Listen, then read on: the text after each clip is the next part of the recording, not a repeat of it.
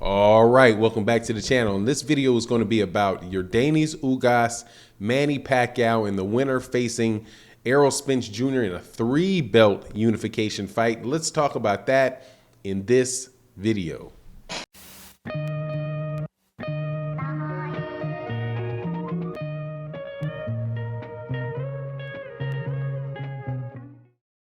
All right, welcome back to the channel. So before we get into the subject matter of the video, please make sure to subscribe to the channel if you've not already subscribed. Also hit the like button, hit the share button. It would be greatly appreciated. Goes a long way towards helping the channel grow. In this video, we're going to talk about the replacement fight between Yordenis Ugas and Manny Pacquiao.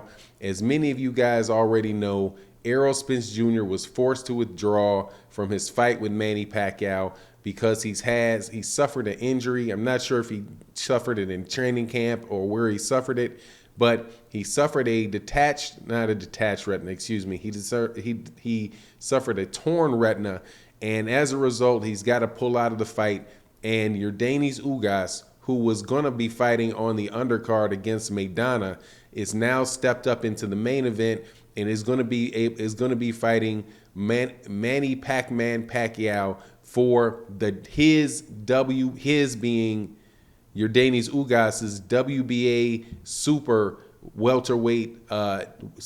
world welterweight championship. That is a tongue twister when you try to say, because there's a super welterweight and there is a or junior middleweight, super welterweight. You get my point. It's the 147-pound division, and it is the super championship, not the regular championship. And that is a very important distinction for the outcome, because when Manny Pacquiao fought Keith Thurman, he had originally won the super version of the WBA welterweight title. However, after 2 years of inactivity, the WBA stripped him and made him, I think he gave him the champion in recess, put him as champion in recess. And that champion in recess is not one of the major belts of the sanctioning bodies. So when Manny Pacquiao decided to fight Errol Spence Jr., the WBA belt was not on the line. It was just the belts for Errol Spence Jr., the WBC and the IBF that were on the line. And so now with Yordenis Ugas, who after Manny Pacquiao was stripped, Yordenis Ugas fought for the WBA super title, and he became the WBA welterweight championship. And in the beginning of this fight with Errol Spence Jr. and Manny Pacquiao actually petitioned the WBA to give him Yordenis Ugas' title back, and they declined. So as a result of Yordenis Ugas fighting Manny Pacquiao, now they are actually fighting for that super title. So that is the fight. That is the title that's on the line, and a lot of people are just assuming that this is a replacement fight for Manny Pacquiao, but I'm telling you, it is about the toughest replacement fight that you can have, because Ugas is definitely a top 5 welterweight. Of the welterweights that are out there, you have top welterweights. You have Terrence Crawford, you have Errol Spence, you have Manny Pacquiao, and then you've got to put, if you don't count the younger guys like Jaron Ennis and Virgil Ortiz, but you got to put up there Yordenis Ugas, maybe Sean Porter. But Yordenis Ugas is one of the top guys, and he's actually somebody that a lot of people believe beat Sean Porter. Very rough dude, and as you know, late replacements tend to have a way of throwing people off. Manny Pacquiao was training for a southpaw, and this whole time during this whole training camp, and now just 10 days or so before the fight is supposed to take place, he has to switch to fighting an orthodox fighter, and that is going to be a big shift in his training camp. Now, Yordenis Ugas, on the other hand, was supposed to fight Errol Spence Jr.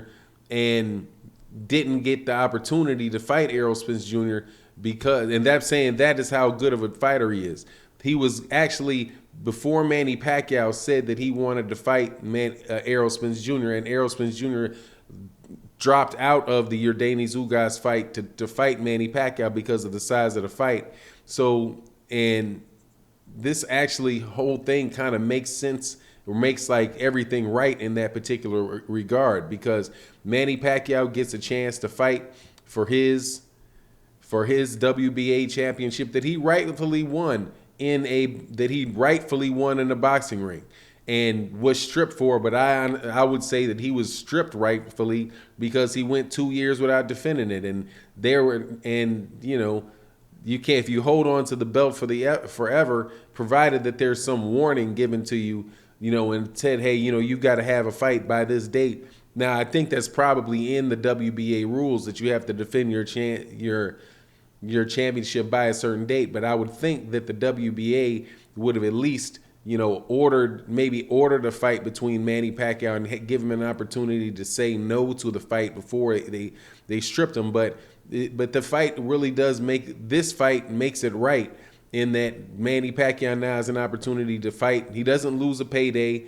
I don't know if it's going to be as big a payday as it would have been with Errol Spence Jr. there, but now he gets to to continue his payday and also get that fight with Errol Spence. Now, as far as how the fight goes, I'm telling you, I'm thinking Yordenis Ugas is going to be able to pull this off, because the fight reminds me of the fight with Manny Pacquiao versus Jeff Horn, except for this is a much better version of Jeff Horn. Somebody that is definitely an awkward fighter, a strong fighter, who has, like, the people that he's beat are, like, he's beaten Ray Robinson, he's beaten Jamal James, a lot of people think that he beat Sean Porter.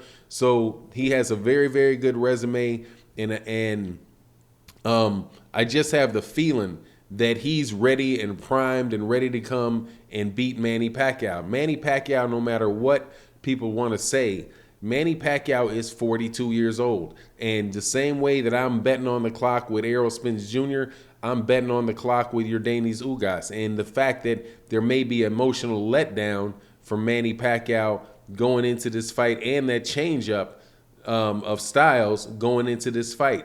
The clock doesn't lie. At a certain point in time, Manny Pacquiao is going to be too old to continue to fight in the manner that he's fighting, and to continue to fight at that level of boxing. And the style, now, if this was Manny Pacquiao, and this is the tricky thing, it's like, if you look at Manny Pacquiao and you think, okay, Manny Pacquiao, and Yordenis Ugas, oh, that's going to be an easy one for Manny Pacquiao. You could say the same thing. Like, if Floyd Mayweather Jr. was coming out of retirement, I would say, okay, is that an easy fight for Yordenis Ugas? And it was like, no. Is Yordenis Ugas a easy fight for Floyd Mayweather Jr.? Yes, because you always remember the best of the fighters, but you don't notice that these guys have gotten older, and it's been 2 years since Manny Pacquiao's been in a ring, and before that, it was a while before he had been in the ring. So anyway, that's my take on the matter. I got Yordenis Ugas in this fight. You let me know what you think in the comment section, and with that, I'm out. Peace.